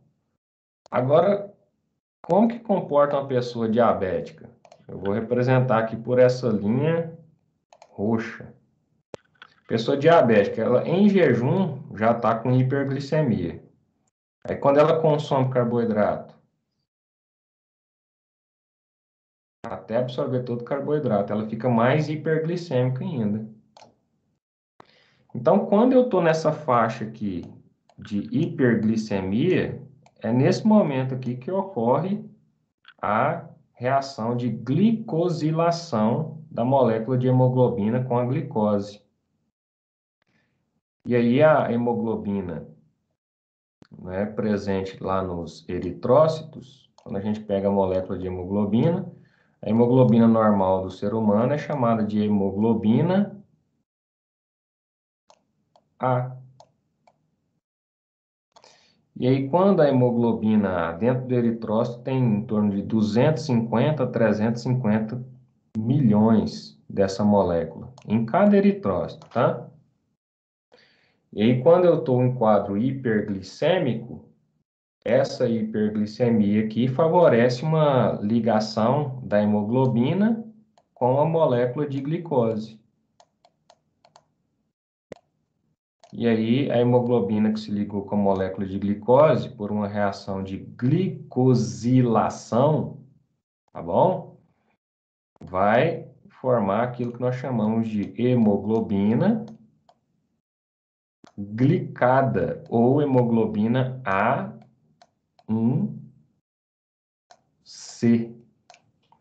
Hemoglobina glicada ou hemoglobina A1C. Então, mesmo a pessoa sendo normal, ela vai sofrer esse tipo de reação, né, de glicosilação, certo? Mesmo a pessoa sendo normal. E a taxa de hemoglobina glicada da pessoa, ou hemoglobina A1C, uma pessoa normal, a taxa de glicosilação é de 3 a 5,7%. Ou seja, de 100% da sua hemoglobina total, 3 a 5,7, mesmo você sendo uma pessoa normal, vai estar o quê? Glicosilado, devido aos picos de hiperglicemia que você tem após o processo de absorção daquilo que você ingeriu durante o dia. Tá bom? E um diabético? O diabético, mesmo ele estando em bom controle, ou seja, é uma pessoa que já sabe que é diabética, é uma pessoa que está controlando, tomando a sua insulina ou tomando o seu comprimidinho para regular a taxa de glicemia, né? Essa pessoa, mesmo em bom controle, ela nunca vai baixar essa hemoglobina glicada abaixo de 6,5%. Então, em bom controle, fica entre 6,5% a 7%. Ó, se você for a uma análise laboratorial agora, você que é diabético, não é? E a sua hemoglobina glicada está entre 6 e 7, 6,5% e 7%, você é uma pessoa que está cumprindo à risca o seu controle glicêmico. É aquela pessoa preocupada que todos os dias dosa a sua taxa de glicemia, né, controla a sua insulina, controla a sua dieta, certo? E aí sempre está mantendo a sua taxa entre 6,5% e 7%. Vai ter uma vida, né, sem problemas de nefropatia ou de retinopatia diabética, certo? Não vou falar que é uma vida normal, né, porque a pessoa tem que ficar dosando isso daí, mas é uma vida praticamente normal, sem fisiopatologias sequelantes, como é o caso do diabetes controlado. Aí é anormal, cara. Aí a pessoa realmente está suicidando quando ela não controla a sua taxa de glicemia. E o que vai fazer? A hemoglobina glicada do diabético não compensado ou não controlado, ela vai acima de 7%, fica lá 8, 9, 10, 15, 20%. Ou seja, quanto maior acima de 7%, maior é o descontrole dessa pessoa em relação à sua hiperglicemia.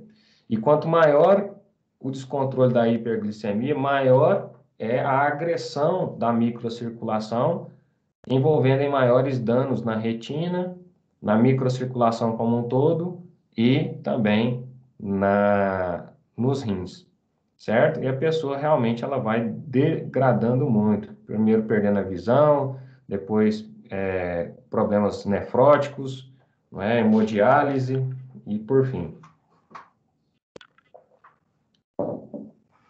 E aí, por que que o diabético, antes de descobrir que ele é diabético, ele emagrece muito? Reparem que ele tem muita glicose no sangue, tá bom? Mas eu não consigo colocar essa glicose dentro da célula. E aí eu preciso de energia. Quando a taxa de glicose que está dentro da célula começa a baixar, e aí a baixa taxa de glicose, né, faz com que haja um estímulo da célula alfa-pancreática e a baixa taxa de glicose inibe a célula beta. Ou seja, para de produzir insulina, já não está produzindo mesmo, né, porque é diabético, ou produz e tem uma autoimunidade que consome isso daqui. E aí vai fazer com que haja um estímulo da célula alfa-pancreática e a célula alfa-pancreática vai produzir glucagon. Então, a célula beta produz insulina e a célula alfa produz glucagon. O glucagon vai lá no fígado e faz com que o fígado quebre o glicogênio, que foi a reserva de glicose que você tinha. Você vai ficar mais hiperglicêmico ainda, se você é diabético. Não vai resolver nada. E aí, numa terceira instância, o glucagon vai atuar no tecido adiposo.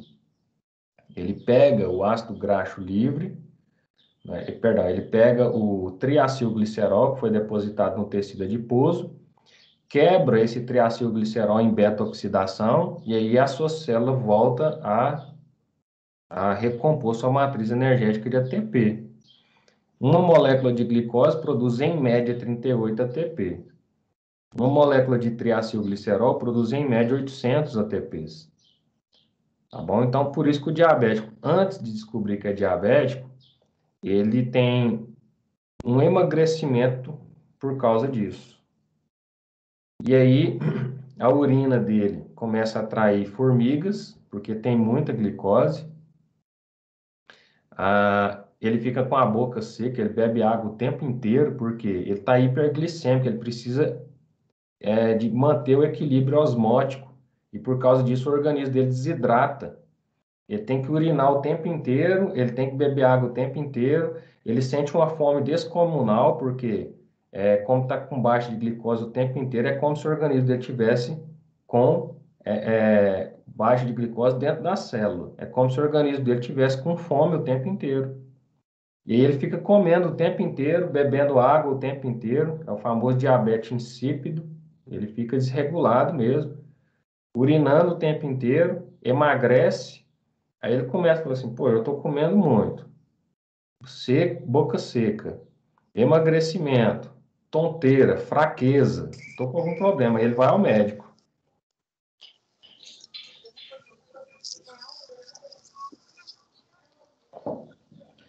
Aí ele vai ao médico. Indo ao médico, alguém quer perguntar alguma coisa aí, pessoal?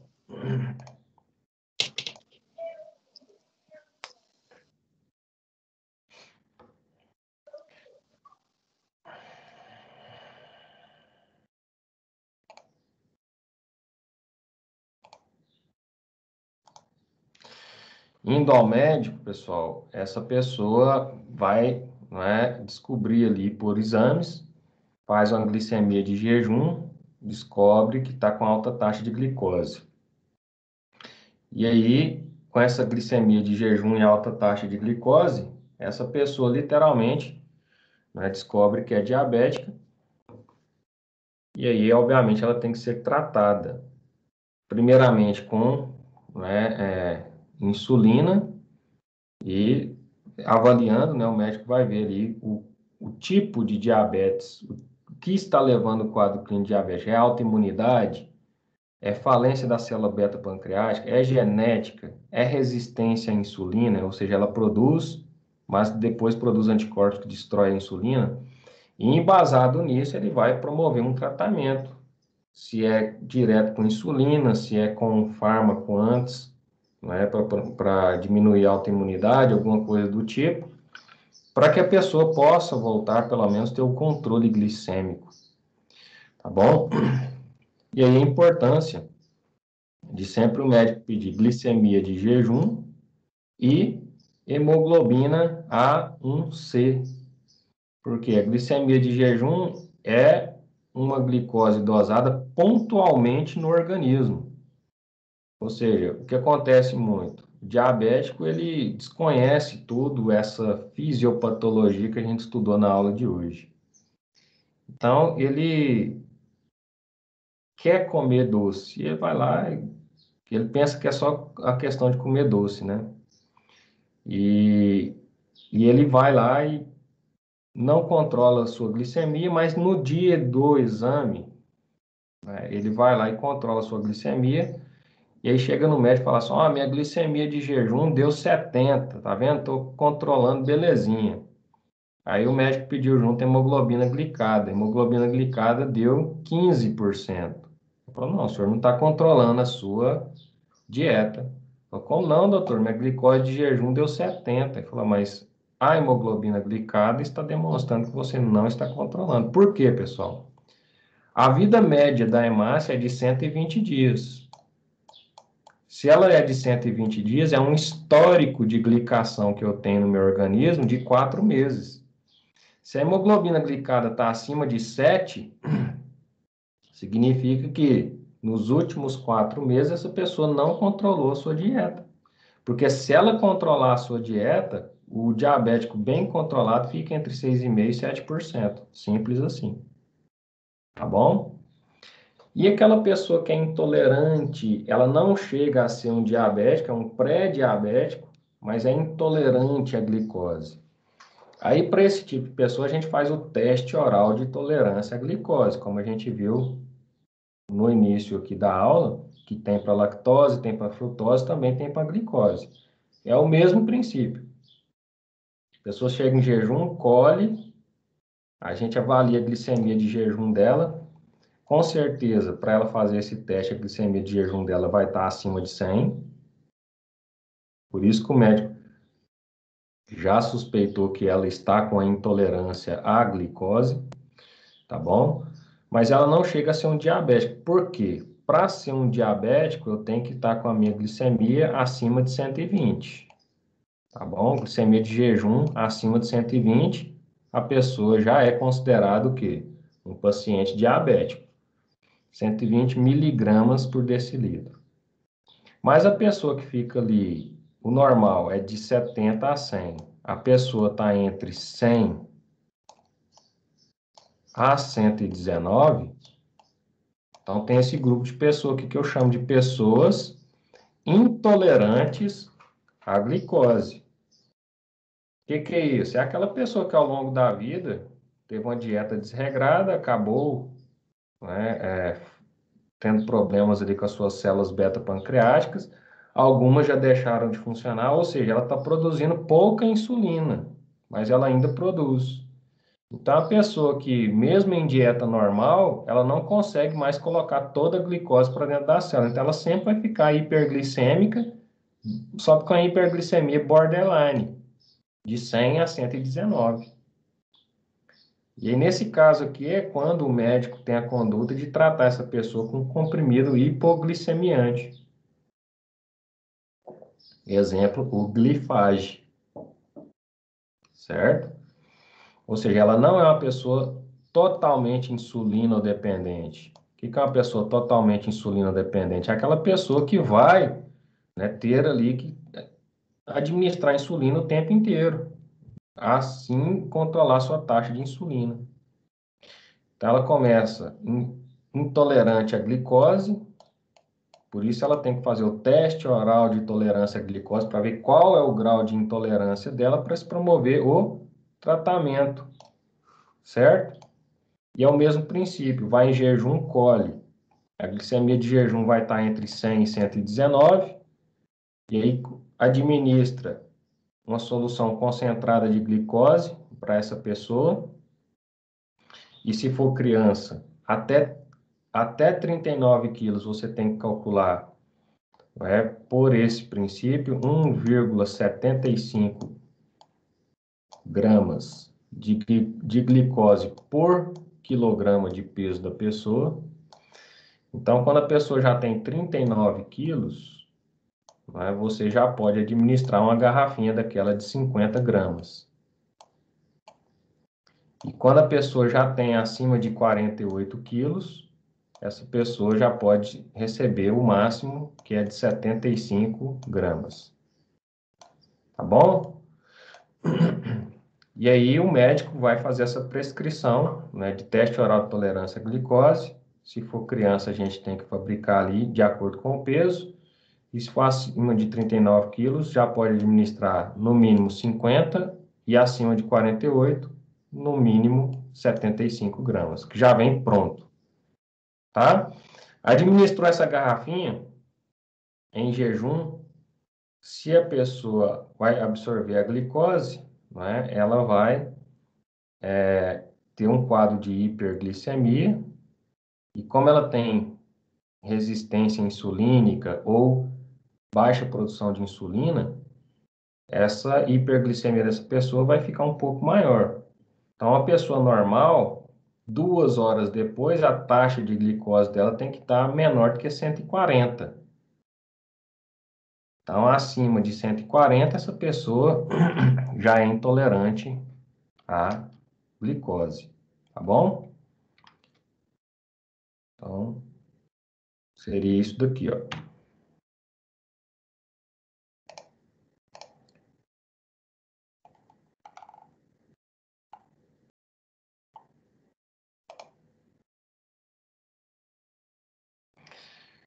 Certinho? Pessoa normal, glicemia de jejum após 8 horas tem que dar 100, ou menor que 100. Se ela fizer uma carga de glicose, de teste oral de intolerância à glicose, uma pessoa normal, 2 horas depois, a glicemia dela tem que dar abaixo de 140. Uma pessoa que está nesse quadro de glicemia alterada, é uma pessoa que fica variando entre 100 e 120, ou nesse caso aqui 126. E uma pessoa que tem problemas em relação a isso, quando ela toma a solução concentrada de glicose, a glicemia dela 2 horas depois, ela não abaixa abaixo de 140, fica entre 140 e 199. E aí você já detecta, né? Essa pessoa não é diabética, essa pessoa é uma pessoa que está com pâncreas em mau funcionamento, ou ela tem uma resistência insulínica por produção de autoanticorpos. Aí é onde o médico desconfia, começa a tratar e pede esse exame aqui também, ó. Anticorpos anti-insulina, anti-ilhota IAC e anti-GAD.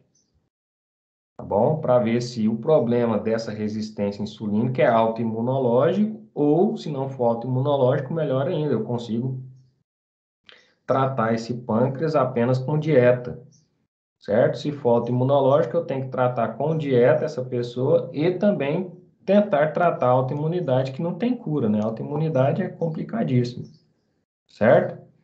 Mas pelo menos minimizar para essa pessoa não vir se tornar um diabético completo, certo? E aí é onde a pessoa, o médico tem a conduta terapêutica dele embasado nesse tipo de exame, certinho? E a pessoa que já é diabética, é aquela pessoa que tem uma glicemia acima de 120, nesse caso, 126, aí está aqui, necessita de confirmação. Por quê? Eu preciso pelo menos de uma hemoglobina glicada para afirmar isso. Porque a hemoglobina glicada é um histórico de 120 dias. A glicemia de jejum é um sangue que você colheu naquele momento. E naquele momento a pessoa estava, por exemplo, com 126. Mas no dia anterior do exame, ela foi lá e comeu um ovo de Páscoa, um sorvete e empanturrou de doce. Aí seu organismo, mesmo sendo normal, ele não consegue depurar isso tudo.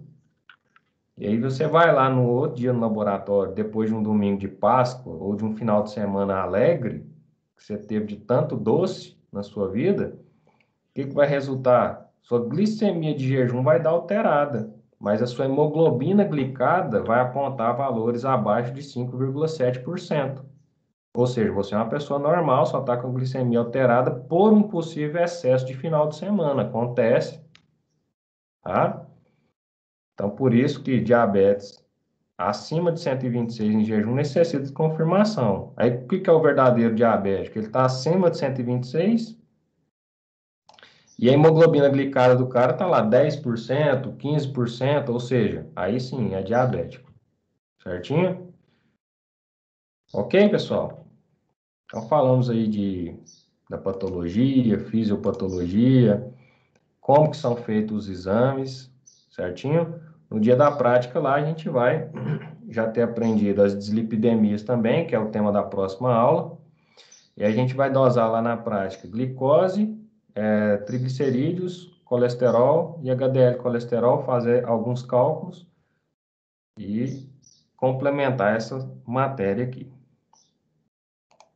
Tudo certo? Vocês não pararam a aula em nenhum momento, nenhuma pergunta. Se tiver alguma pergunta agora, pode fazer. Se não, eu agradeço a presença dos 3 guerreiros que estavam aqui, né? E nos vemos na próxima aula. Certinho, pessoal?